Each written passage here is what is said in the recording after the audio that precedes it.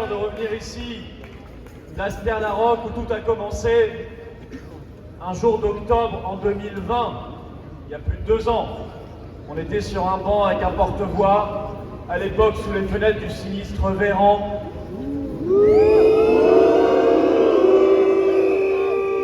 Aujourd'hui, on n'a pas beaucoup mieux, on a le sinistre Braun. Je voudrais d'abord commencer par féliciter tous les organisateurs, les volontaires, les bénévoles, bien évidemment, qu'on peut applaudir chaleureusement.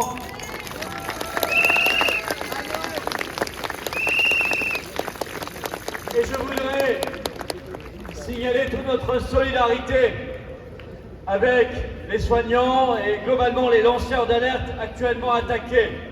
Je pense en particulier cette semaine au professeur Raoult, qui a été victime jeudi soir sur France 2 d'un déchaînement de haine et de diffamation.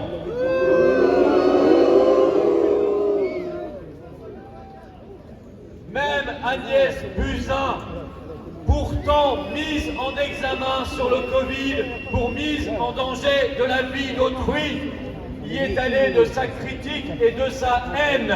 Elle n'a honte de rien. Alors je le dis cependant, qu'ils fassent attention, parce que la dernière fois qu'ils ont voulu la ramener contre le professeur Péronne, ça s'est mal terminé pour eux. Péronne a gagné, ils ont perdu.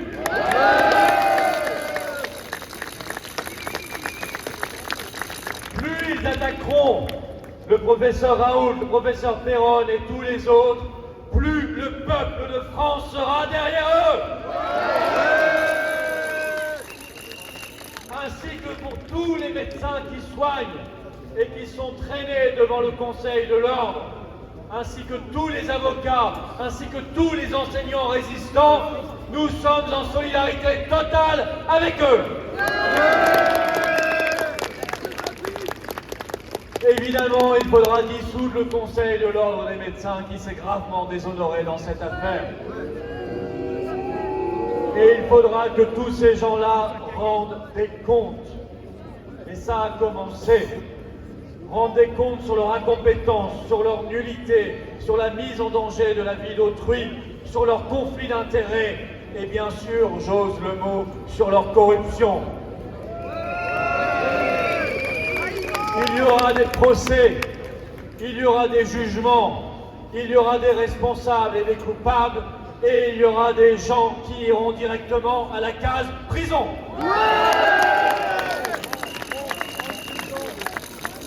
D'autant que ces gens-là n'ont aucune leçon à nous donner. Ils nous ont quand même dit hier, on n'est pas sûr de pouvoir passer l'hiver. Sortez vos pulls à col roulé, sortez vos doudounes, sortez vos bonnets, sortez vos bougies. Les coupures d'électricité menacent. La France, il n'y a pas si longtemps, premier exportateur européen d'électricité. La France d'EDF, premier producteur mondial d'électricité, il n'y a pas si longtemps, on reviendra au temps du charbon et des bougies. Tout ça parce que ces gens-là n'ont pas fait les investissements nécessaires depuis des années et des décennies. Tout ça parce qu'ils font aujourd'hui les sanctions anti-russes qui étaient censées, n'est-ce pas, monsieur Bruno Le Maire, mettre l'économie russe à genoux. Et aujourd'hui, c'est la France qui se retrouve à terre. Il faut arrêter ces sanctions. Nous voulons aller vers la paix, pas la guerre. Macron, la guerre, on n'en veut pas. La guerre, on n'en veut pas. Macron, la guerre, on n'en veut pas. Macron, la guerre, on n'en veut pas. Macron, la guerre, on n'en veut pas. Arrêtons de suivre aveuglément les oukases de M. Zelensky, qui cette semaine, de manière irresponsable, a voulu déclencher une 3e guerre mondiale avec l'affaire du missile en Pologne. Il a menti. Il a voulu nous entraîner au bord de l'abîme. Arrêtons de suivre l'OTAN qui veut la guerre et l'Union européenne qui veut notre ruine. Pour la paix, pour notre avenir, pour l'avenir de notre vieux et grand pays, pour l'avenir de notre France belle, rebelle et éternelle, pour l'avenir des futures générations, pour notre souveraineté de peuple, pour nos libertés. Quittons l'Union européenne et quittons l'OTAN sur le champ.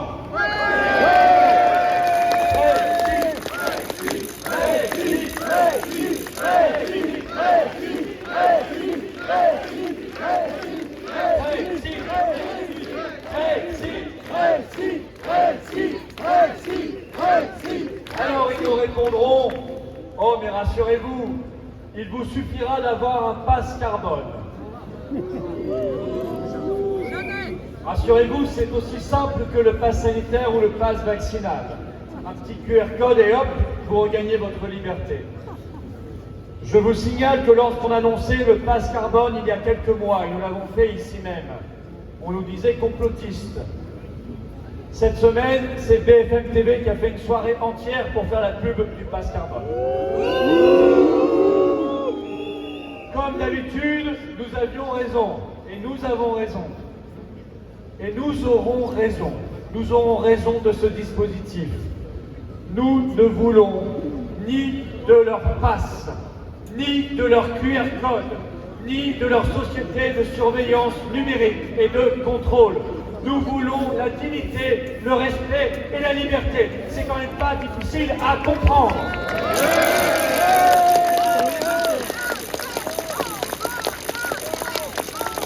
La vraie écologie, ce n'est pas de mettre un pass sur leur société de libre-échange qui ruine, qui pille et qui pollue. La vraie écologie, c'est de changer le monde, c'est de rapatrier les activités, c'est de relocaliser, c'est de faire des circuits courts, c'est de faire de la qualité, c'est d'arrêter avec ce mondialisme fou et destructeur. Et ce monde-là, ce sera aussi un monde de respect, de dignité et de liberté. Et de paix. Bien sûr, je le disais, nous sommes sous les fenêtres du sinistre Braun. Sorte de variant du Véran. Il l'a redit cette semaine, il refuse catégoriquement de réintégrer les soignants suspendus. D'ailleurs, combien sont-ils? 15 000, 40 000, on ne sait plus, on ne sait pas. Et le fait même qu'on ne sache pas montre qu'il y a un gros problème. La France sera-t-elle dernière au monde à les réintégrer? Aurons-nous la lanterne rouge de la honte? Ils sont, ça y est, réintégrés à New York. Ils sont réintégrés depuis cette semaine au Québec. Ils sont réintégrés à Ontario, en Alberta. Ils sont réintégrés depuis le début du mois en Italie. À la fin de l'année, ils seront réintégrés en Grèce. Alors, il ne restera plus que la France de Macron.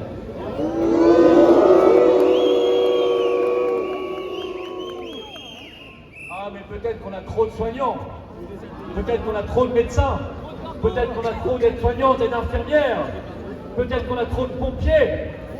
N'est-ce pas? C'est bien ce qu'on voit quand on regarde l'hôpital.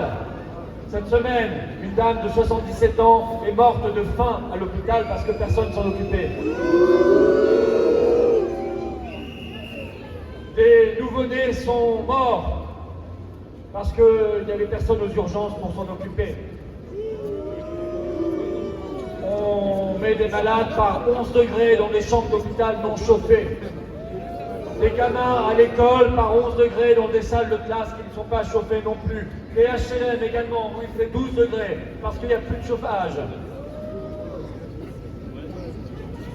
Alors, réintégrons enfin tous ces personnels suspendus et comme le disait Myriam Palomba, réintégrons-les en mode normal.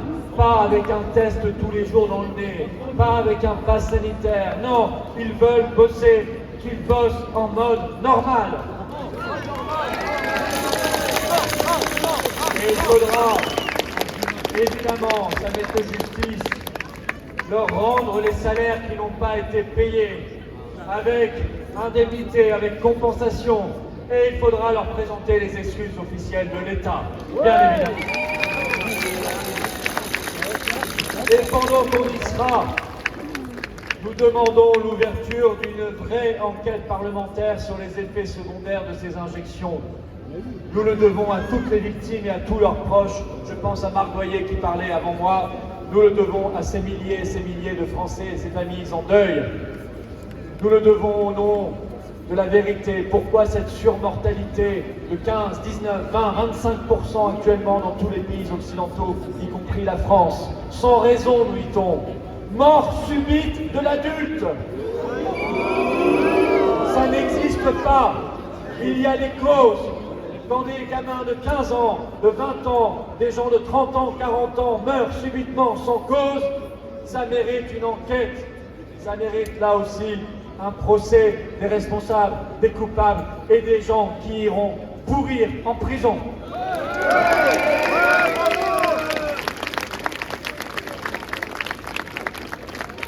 Ne les laissons plus nous dicter nos vies. Nos vies nous appartiennent, nos libertés nous appartiennent, notre souveraineté nous appartient, notre France nous appartient. Nous allons ensemble, unis dans la ténacité, dans le rassemblement, vers notre victoire certaine. Vive la liberté, vive la résistance, vive la paix et vive la France libre.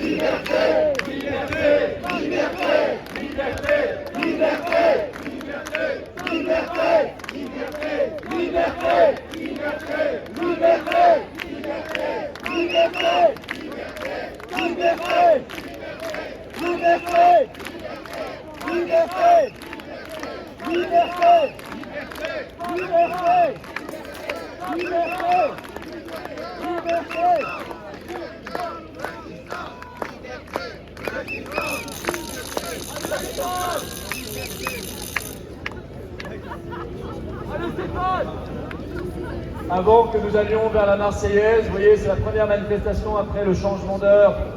Alors il fait beaucoup plus sombre. Je vous invite à sortir les lumières de l'espérance. Vous avez tous un téléphone portable, sauf Myriam. Et tout le monde en a. Vous pouvez mettre, voilà, on vous voit très très bien. Ces images circuleront à travers la France et le monde, comme elles circulaient les mois passés. Voilà, voilà.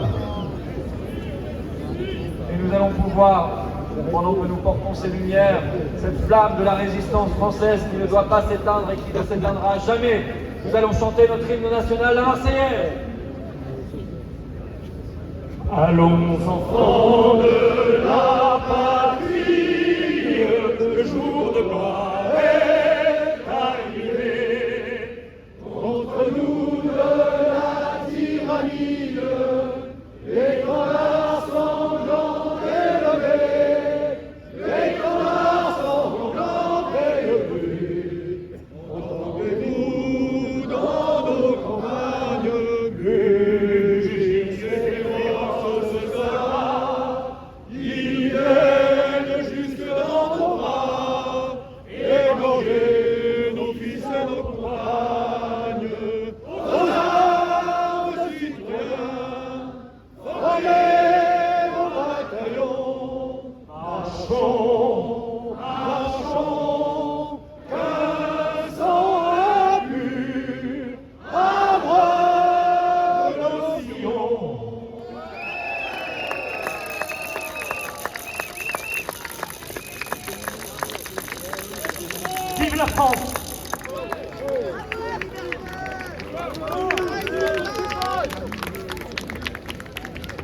Mesdames et messieurs, nous comptons sur votre générosité.